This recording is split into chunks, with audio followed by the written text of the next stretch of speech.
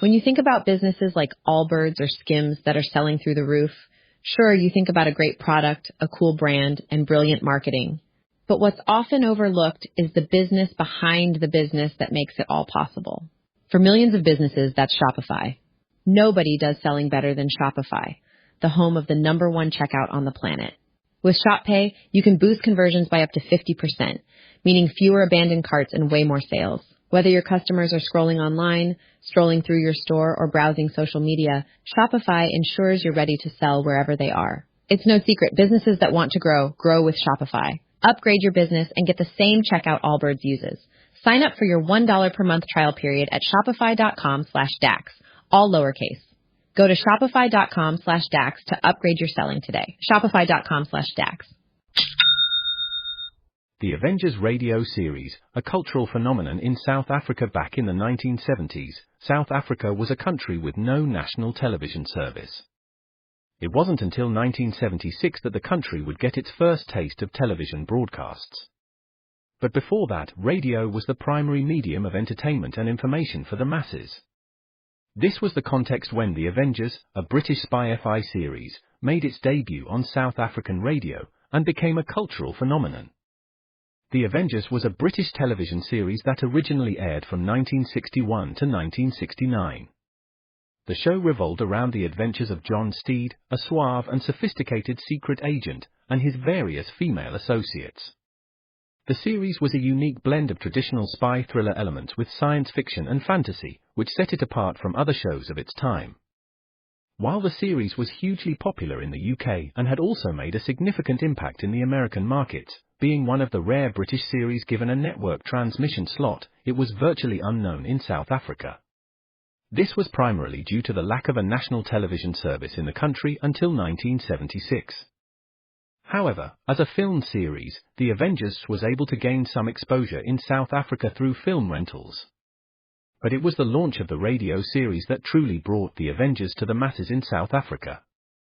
Come and listen at www.myclassicradio.net. Now, don't go away, because next on CBS Radio's Comedy Time are those two zany characters of many characters, Bob and Ray. And now, Bob Elliott and Ray Goulding present the CBS Radio Network.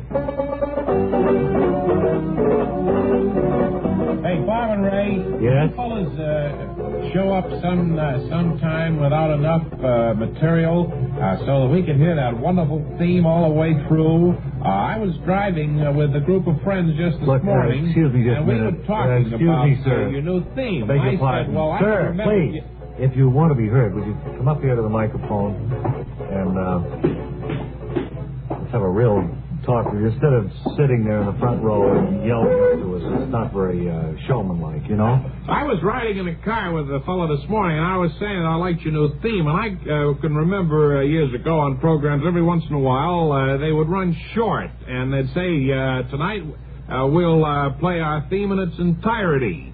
So some phrase like that. So what I wanted... you want us to run out of sparkling ad-lib material, is that right? And have to fill with the theme? That's what I hope, because I want to hear it all the way through once, sometime. Well, I hope. I don't know, but if it could be done, I'd appreciate it very much. Bob? Okay, Bob. Bob?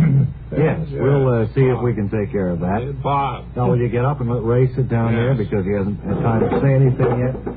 The fellow wanted to hear our theme in its entirety. Holy mackerel. And maybe we'll be able to answer that request one of these days soon.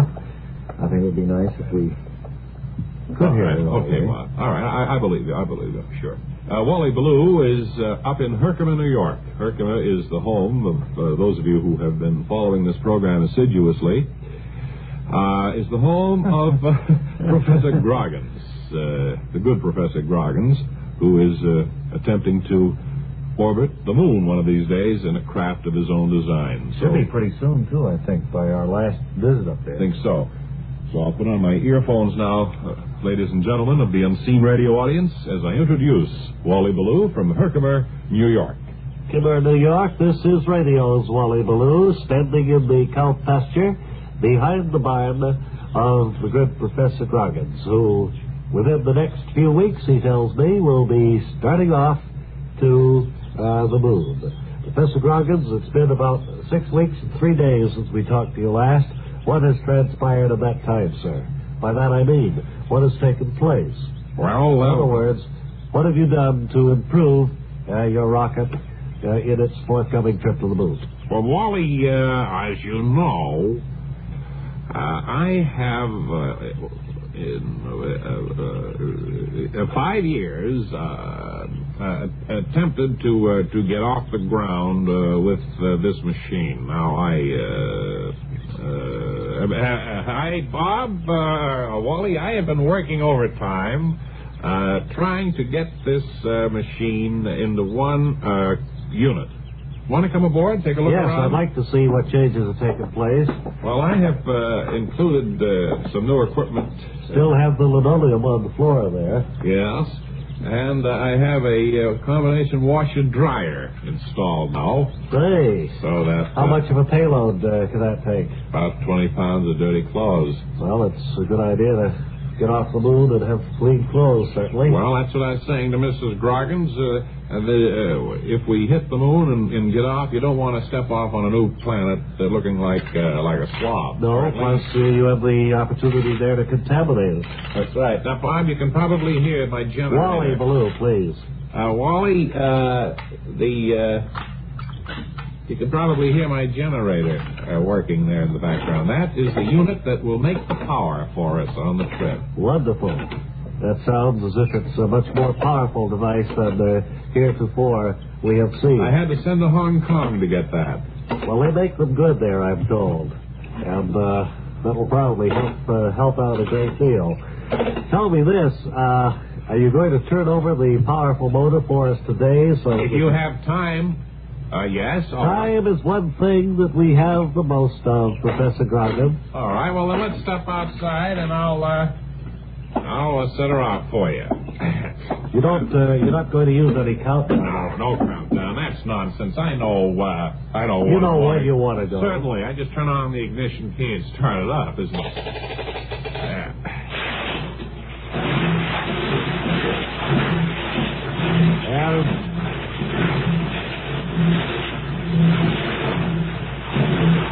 Did you turn the right switch there? That's the washer going. I thought so. I'm sorry. Well, that cylindrical action in there. Yeah. Oh, I'm sorry about that. But now, here, ladies and gentlemen, on the radio, is the sound of the powerful motors of the Professor Gragins rocket ship. What's the matter? Don't start clapping, Knuckles, because everyone who comes around here...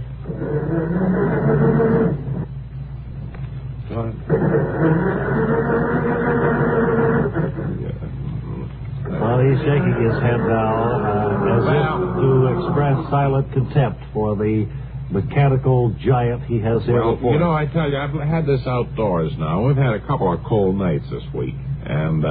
I think the engine's tightened up. Have you got antifreeze in there? No. Well, that may be the reason. You can't tell. Well, it hasn't been that cold. Well, anyway, as soon as you have any direct information, as we've said before, and you know when you're going to take off, why, please let us know so we can be here. Wally, I want to announce right now that I'm leaving a week Tuesday.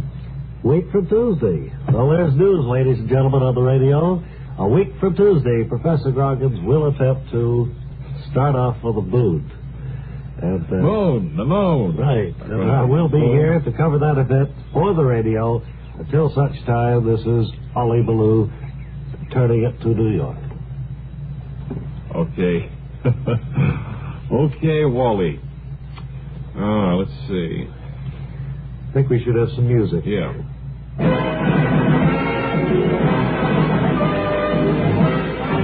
And from coast to coast, now's the season the air's filled with all the action and thrills of that annual razzle-dazzle powerhouse pigskin parade. True, and there's many a TD being racked up each weekend as the big squads clash in colorful gridiron set duels. Say, if you'd like to keep in the know when it comes to the plays and the players, the scores and the stories, if you'd like to meet some of the men behind those thrilling, what's that say? Big irons. written by a girl. Who wrote this? Pigskin plays down there on the gridskin. Oh, no, it was a joke, and I didn't see it.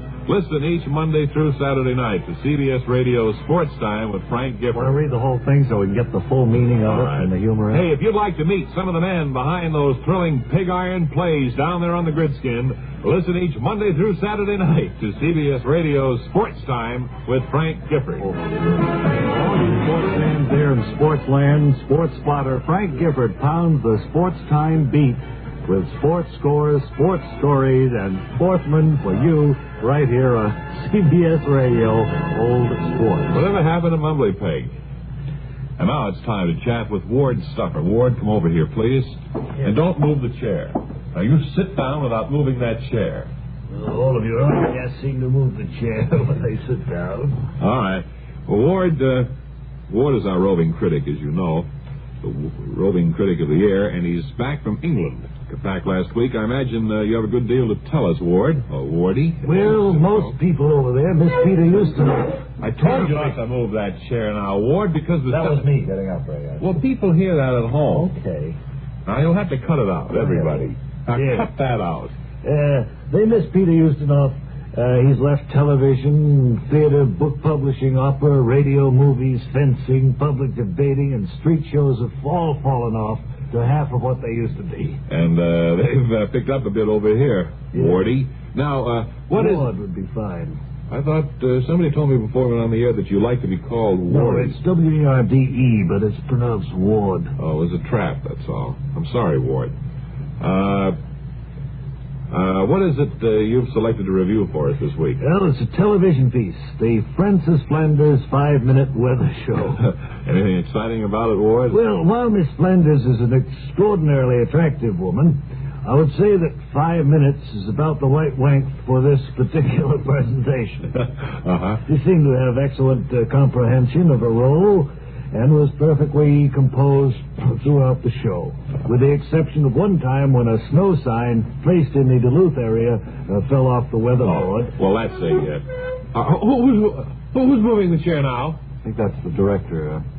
It's me, the director of the program. Well, can you be a little more quiet? We can't hear what Mr. Stuffer is saying. Let's see, now, where were we, Ward? Well, anyway, Miss Flanders regained her composure. Yes, that production mistake, yes. She placed the snow sign over Miami and went right on like the trooper she is. And what did you think of her weather map, Ward? Well, I couldn't make it out too well. The map was cross-hatched with fronts and occlusions and pressure systems and other weather symbols. I couldn't make out Minneapolis or St. Paul at all. Oh, gee, that's too bad. However, I did note a mild distortion in the map in the Portland area. And I'm afraid Miss Flanders was a bit overzealous with her pointer. She plunged it through the map and left a gaping hole all the way down to the San Diego area. Did the accident throw Miss Flanders off her stride, Ward? No. When the camera panned over to that section of the country again, an organ had been placed in front of it, and we were treated to a musical interlude with Miss Flanders doing the honors. There's been no end to that woman's talent. Well, good as she is, she had a recitative quality that grated on the nerves a bit.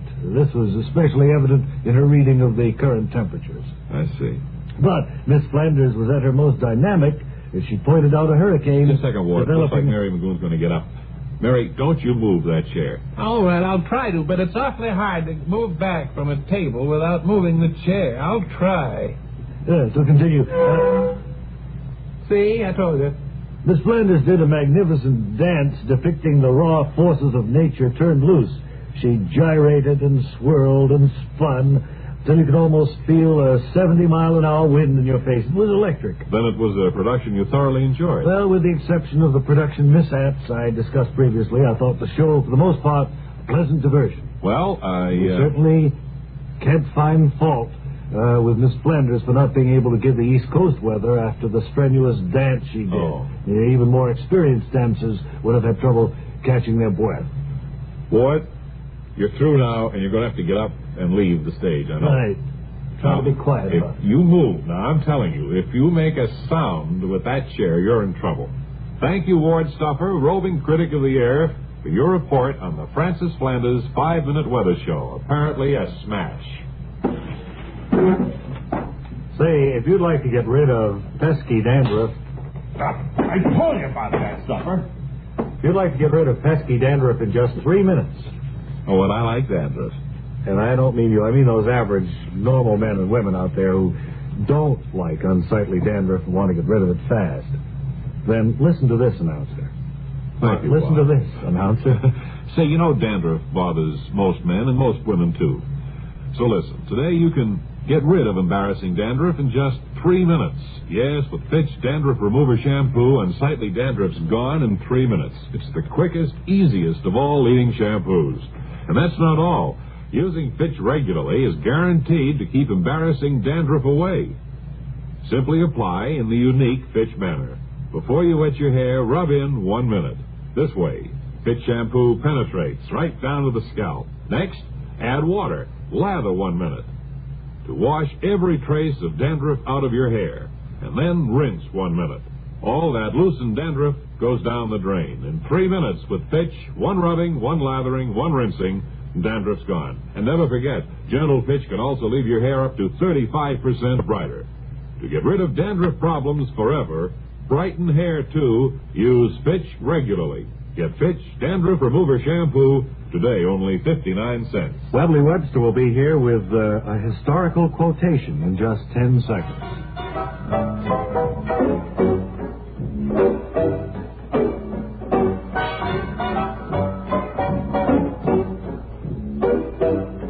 Now, Webley, that historical quotation, please. Thousands for defense, but not 1 penny for a bookie. Thank you very much. And until the next time, this is Ray Goulding reminding you to write if you get work. Bob Elliott reminding you to hang by your thumbs. This is the CBS Radio Network. Stay tuned for City Editor's Report next on KNXM and FM, CBS Radio Los Angeles.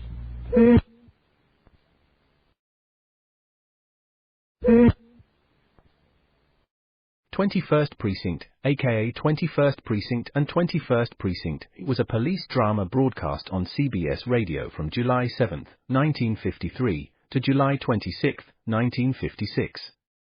It was initially a summer replacement for My Friend Irma. The program was produced in cooperation with the Patrolmen's Benevolent Association of the City of New York and presented adaptations from true criminal records in New York. From the policeman's point of view.